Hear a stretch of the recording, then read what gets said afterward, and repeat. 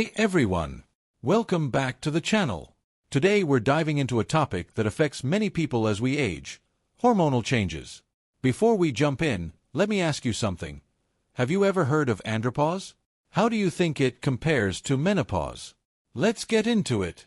Hormonal changes starting from around age 40 can vary quite a bit between women and men. For women, this change is usually quite rapid.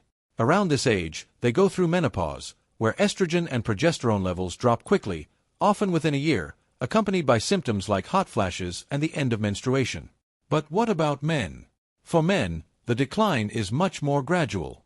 Starting around age 40, testosterone production drops by about 1% to 2% per year. Believe it or not, it's estimated that a significant portion of men over 60 in the US have testosterone levels lower than those found in younger men, between 20 and 30 years old. So, what is late-onset hypogonadism? It's a term used to describe the decline in testosterone production due to aging, which happens more slowly over decades. And guess what? It often doesn't show specific symptoms or can be mistaken for other issues. So, what are the most common symptoms?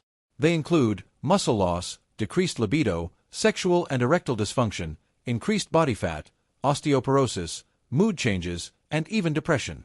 It's also linked to conditions like metabolic syndrome, which can lead to issues like diabetes and cardiovascular diseases. How do you know if these symptoms are really due to decreased testosterone? Medical evaluation is crucial. If you're experiencing at least 3 of these symptoms for a significant period, preferably 6 months, you may need some lab tests. These tests check not only total and free testosterone but also other hormones like luteinizing hormone, prolactin, and the SHBG protein. But a heads up, measuring only total testosterone isn't enough because testosterone levels can vary greatly throughout the day. Low testosterone levels might also signal more serious issues, like tumors. So, it's essential to rule out these possibilities with additional tests before confirming a diagnosis of late-onset hypogonadism. Studies show that out of about 3,000 men with classic symptoms of late-onset hypogonadism, only 3% actually had low testosterone as the main cause. Most of the time, symptoms have other origins. When the diagnosis is confirmed, testosterone replacement therapy is usually the first treatment option. And the good news is, there are various ways to administer the medication: oral, injectable, and more.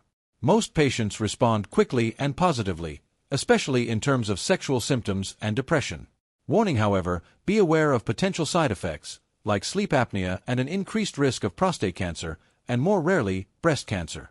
Therefore, it's essential to weigh the benefits and risks of treatment according to each patient's profile.